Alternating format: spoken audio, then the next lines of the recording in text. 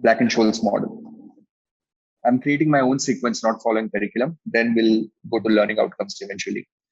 Black and Scholes model. One of the most celebrated models in finance, also one of the most criticized models in finance. Some people have made their careers by criticizing Black and Scholes. One of the most notable, so in fact, do you know the history of Black and Scholes? Have I ever told you the history? No. Okay. Do you know that these guys earned Nobel Award in economics for building this model?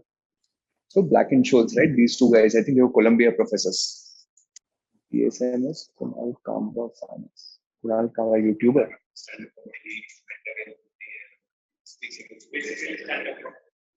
Achha. So Black and Scholes, these guys, they were trying to build some model. We're talking about, in fact, do you know that your Texas calculator have a very strong connection with these people, Black and Scholes? No? Okay, so I'll tell you that story also. You would like that story. In fact, I have some nice pictures for you as well. I thought someday I'll do a YouTube video on this. I could never get around to do it. And I'll show you the story later on. So, okay, first the Black and Scholes story. Black and Scholes was, these guys were trying to build an option valuation formula. Simple. They wanted to build some mechanism through which you can value the options. They figured out all the variables. What variables affect option price? Spot price, strike price, RFR, time, everything. There was one variable they were not able to figure out. Which one? Volatility. There are 5 variables, right? Spot, strike, RFR, time. And then the 5th one is vol. So they were taking proxies of vol. And the model that they built was a really large model. Like think of an option valuation formula which is 2-page long. Now in those days, we're talking about 1900s. There were no computers. A calculator like yours, Texas calculator, in today's price will cost you 1.5 lakh rupees. In today, inflation adjusted, which means only rich people could afford to have a calculator. So if you create a 2-page formula and you go to traders, right? And those trading are not computer-based trading; those are physical pit floor trading. And you tell them, use my formula. It's just only 2-page long, but it will make your life easy. Muh pe fek ke marenge. Because by the time you finish calculation, the markets will be over, right? So they built formula, but there are too many variables in it, so it wasn't making sense. And that's why they went to third guy. That's why the model is called BSM model. Black, Scholes, and Merton was the third professor. Now Merton came with very heavy physics background. I think his PhD topic had something to do with science. So he picked up that rocket physics concept called as a geometric Brownian motion, GBM. So he picked up that physics concept and he threw it on top of the existing model, and he solved that problem of creating it a closed loop formula. So what Merton did is he created this concept of instantaneous riskless portfolio. It's a derivative, it's a stochastic calculus concept where you create a small bit movement, and then the delta that gets created, it needs to remain risk-free. It needs to remain arbitrary. It's a little technical, but he brought in that, and then the BSM became what it is today. And obviously, Black and Scholes were apparently very heavy on marketing. So they went and they said, we have done this, we have done that. Now, a lot of people didn't like it. One of the notable guys who criticizes Black and Scholes a lot is an equally legend in my view is Nassim Nicholas Taleb. So the guy who wrote Black Swan, Fooled by Randomness. I think I really love how this guy thinks. This fellow has a lot of originality. He really thinks through finance. If you've read his latest book, Anti-Fragile, it's phenomenal work. So anyway, so Nassim Taleb has been criticizing Black and Scholes a lot. In fact, Nassim Taleb wrote a research paper with some Japanese co-author where they said Black and Scholes never built the model in the first place. It's like a conspiracy theory. There was some French researcher 50 years ago had done most of the work, and back in Scholes apparently did a lot of copy paste type of work, right? So there are a lot of theories around it. Anyway, so Black and Scholes built the model. It became the BSM model. They got the Nobel Awards, everything. They went on their own trajectory. They set up a hedge fund, which was called long-term capital management. That hedge fund did good for 3 years. 1998, 1999, Russian debt default, hedge fund bankrupt. Right. So therefore, we say that investment and trading is a lot more about behavioral science than mathematics. It's more behavioral, right? So anyway, so that's one part. Second part, which will really interest you, this Texas guys, they launched a calculator first. This was the first calculator. It was called SR52. Okay. Now what happened is the director of that exchange, like a physical exchange at that time. So that director's son or daughter, director purchased the calculator, and director's son or daughter somewhere, they programmed this calculator to be able to execute all the steps of Black and Scholes. और वो floor पे लेके घूम, it's like latest iPhone in a world where no one has seen what an iPhone is, right? So you're carrying, and other people can afford it, so they will feel like मैं भी लेके आता हूँ. So every trader, when they saw what was happening, all these traders went and they purchased these calculators. They got them programmed. So these were programmable calculators. So you'll have to define the steps in the calculator. This calculator was very expensive, right? So today's term, I told you, close to, I think, $1,500 to $2,000 on an inflation-adjusted number.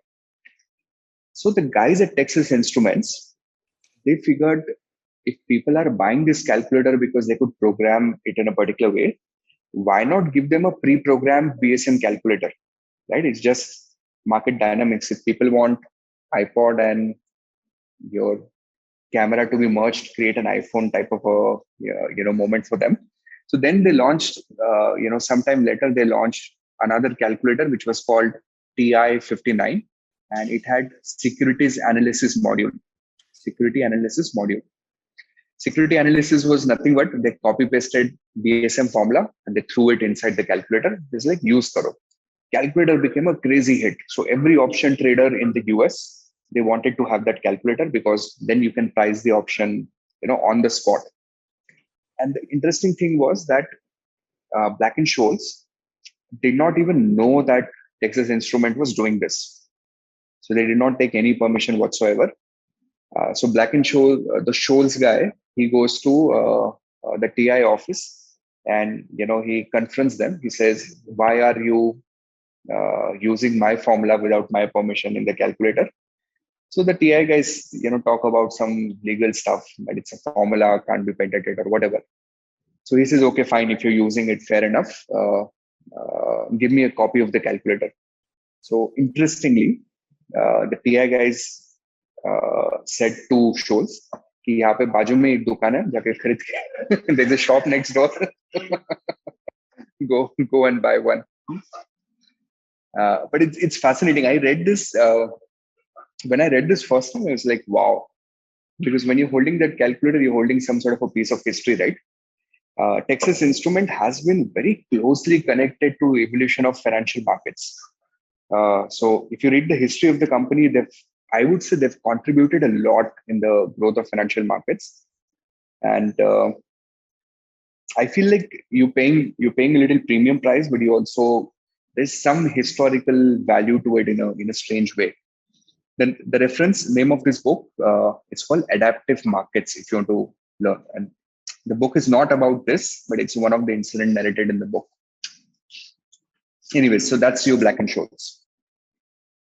Now, the formula is very fancy when you see it for the first time. But you practice it a couple of times and you kind of start feeling okay with it. So here's how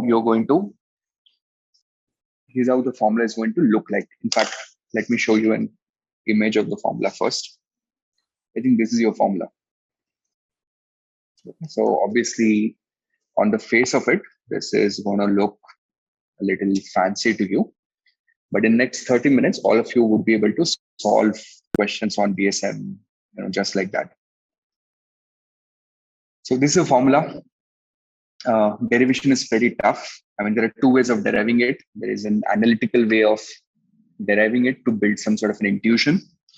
There's also a mathematical way of doing it. The mathematical way actually requires a considerable amount of time and practice, especially with stochastic calculus. I tried doing it first when I got into academics for the first time. I thought it will be fun doing it. I ended up wasting a week of my life. But you can do it. I mean, if you have to do it and you have some maths background, you can do it easily. I remember I found a very cool derivation of this. It was derived in the form of a flowchart, still calculus, but derived in a flowchart. So your subsequent steps became easy to visualize. I think Stack Exchange was the website. So you can also, if you want to derive it, you can go and look it up. If you see my videos, you would find an analytical derivation of this as well, in terms of how to think of this logically. Right now, I'm going to show you how to make use of it, like how to make use of this formula in practice. And then I'll also show you how it is used in real world situation, like how do people use it today. So the formula looks like this. Call option value is simply equal to spot price minus bond price. That's it. Bond means present value of strike. So that's the bare bones of the formula. Spot minus bond. But these spot and these bonds, you are going to attach them to certain probabilities. So this spot, I'm going to calibrate for something called as a ND1. Okay, that N means normal distribution. We'll worry about that later. And this bond price is calibrated with ND2, which again has a meaning. So we'll worry about that later. That's it. So spot price into ND1 minus bond price into ND2. That's the bare bones of how the valuation is done. But how do you get your D1? Not ND1, just the D1. So D1 is calculated as, and this is the lengthier form of the formula. How I visualize this formula is, I visualize this formula as some sort of a plus B by C in my mind. So there are two terms in the numerator. I want to add them, and then I want to divide them with C. So here's how it's going to work. The first term is a distance between spot price and strike price on a continuous compounding basis. Again, this sounds very fancy, but what it means is, imagine spot price is 150 and strike price is 100. In percentage term, spot price is how many times higher? 100, 150, 50%. On a continuous basis, it will be 45%. So this number gives you 45%. That's it. So it just gives you percentage distance between spot and strike, nothing else. Okay, but on a continuous basis.